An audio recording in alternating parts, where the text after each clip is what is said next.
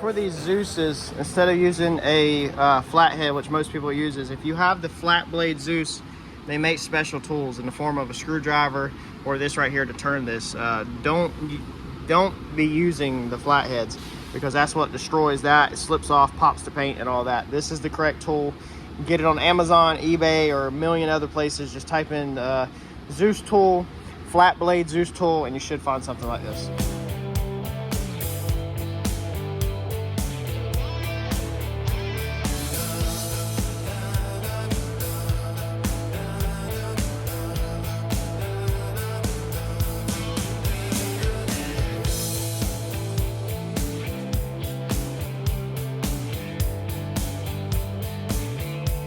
Alright, so we've got our hood fit on there. What we did was, with it on the paint stand, I don't know if you noticed the measuring. We were measuring the Dzus rails, the width, and then we matched our fenders to it before we even set it on there. That way, as soon as we set it in there, we were perfect. But if you look back, if you look here, so there's a little bit of gap in the Dzus rail, and then the Dzus rails go tight.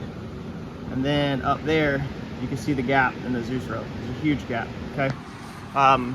They're not on there 100% straight. That could be in this, the quarter turns, and also once we take the hood off, suck it up, the quarter turns might still hit it. But this is the humongous problem of doing the Dzus rails after the quarter turns that make everything hard, because normally you do your Dzus rails, mark lines like this to find your quarter turn, then put your corner turn in so that it's perfect. So this side's not that bad. There's a little bit of a gap. It's gonna have to be pulled out. We might have to shim that. And then you can see also on this side, it actually looks pretty good.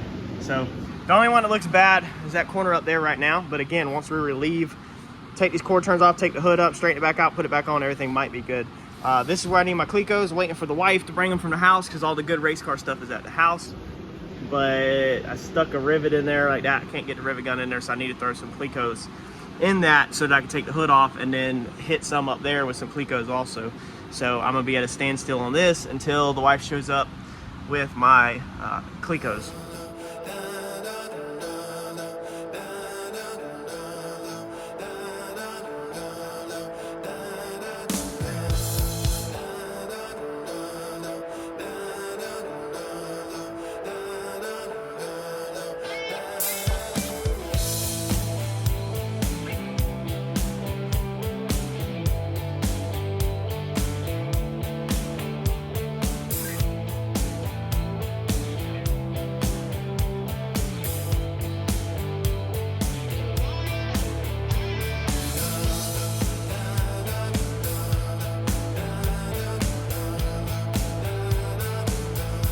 Alright, so being we're waiting on the Clecos, we had to stop what we're doing to keep being productive.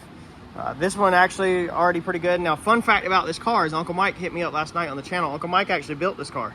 So he has pictures of this car in his garage. He said he did this thing years ago and he set it up for the Coyote. I'll drop the pictures right here and you can check this thing out when it had a Coyote.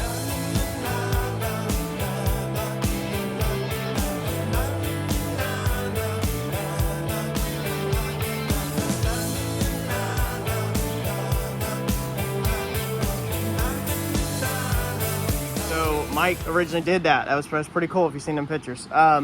So we bolt this back on using the factory bolt holes there, and then I guess Uncle Mike's the one that did these tabs, or somebody did. They're utilizing them straight through on this. So that's, as I put this together, that's what I said I could figure it out. Compared to the first video when I didn't 100% know what we had going on. Now, however, don't get carried away, because your hood could still be too high up. So this could need to go down. So we'll have to double check that once we get the hood back on, rails on, then we'll put that on, and now we'll start checking fitment on the front of this. I also gonna go ahead and point out that I do not like how this hood has no Dzuses in the front. It might be perfectly fine on this car, but a lot of times you at least want 2 Dzuses in the front of there. So that could be something that's upgraded later. I'm sure they make a Dzus rail or something that's nice and neat for this. But again, it might never have a problem, but I've blew a hood off at 120 miles an hour and it's no fun. And that's because I didn't have 2 Dzuses in the front. So I guess we're gonna move on to the TMZ bar. We got the TMZ crossbar, and then we also have the Scott Rod panels to fit up, and then we're gonna have to run this TMZ bar over to Uncle Mike. So if I can get this thing mocked up and get it over to his garage, he can weld it for me because that's chrome moly. So he said if it's not structural, you can MIG weld chrome moly. If you're just welding tabs, that's fine. You can MIG weld it, but being we're extending this bar, and this is an impact bar kind of, and Mike's right up the road, I'm just gonna get it cut and tell him how much I need it extended and just let Uncle Mike extend that. That's gonna be the best bet for that.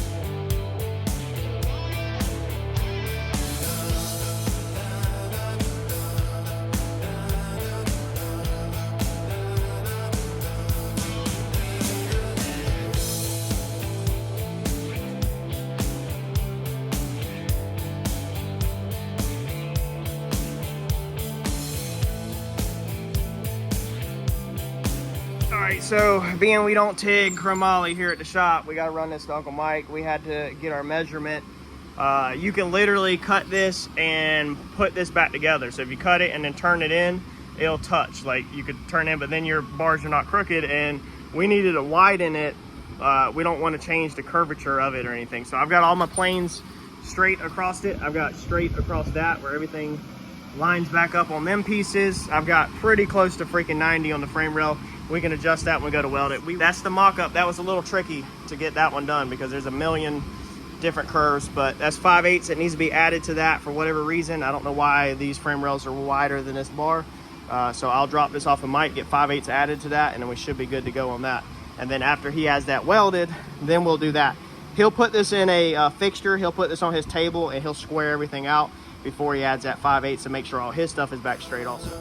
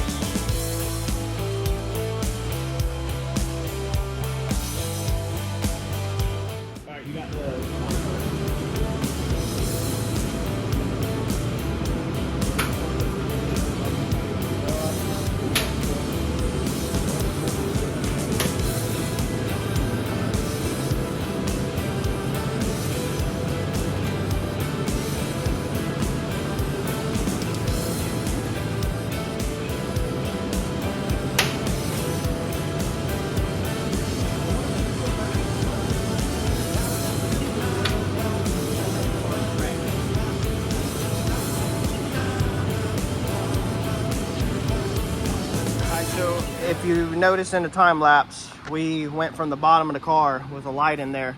And what I did was I come in here and drilled these and hit them with Clecos. Now, if you've never used these tools, or if you're new to this, you can search eBay or Amazon for a Cleco kit, and they will come with the Cleco tool, and then it will come with these little Clecos like this. And basically, whenever you open them up, what they do, let's see here. So it goes like that. And you can see the end of it gets to be a 1/8 inch diameter, because these are 1/8 inch Clecos, so that goes in a 1/8 inch drill bit hole for a 1/8 inch rivet.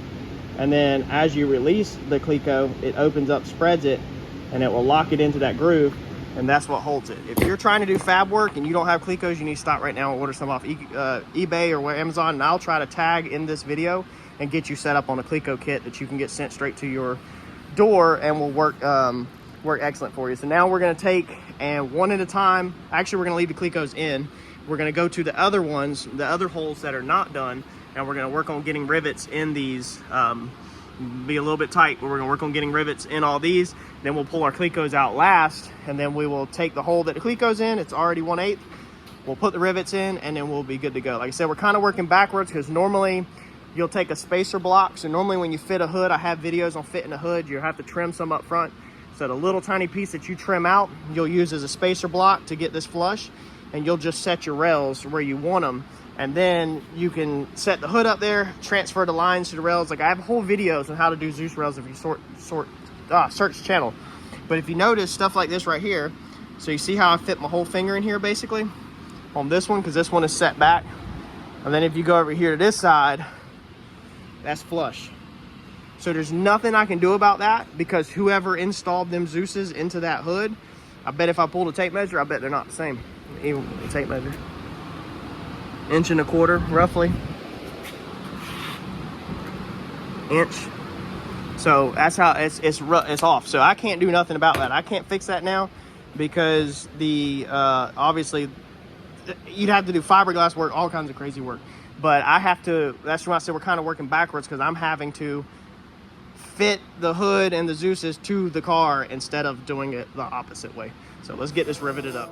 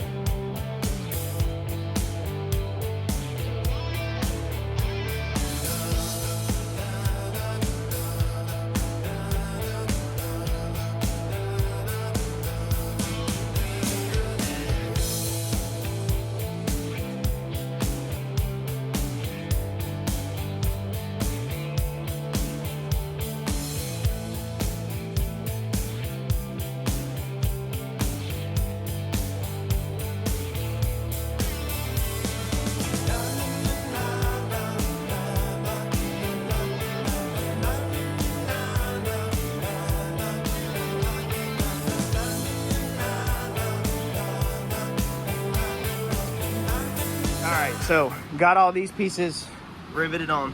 Now the ones that we missed, I'll try to get what I can whenever the fender's off the car.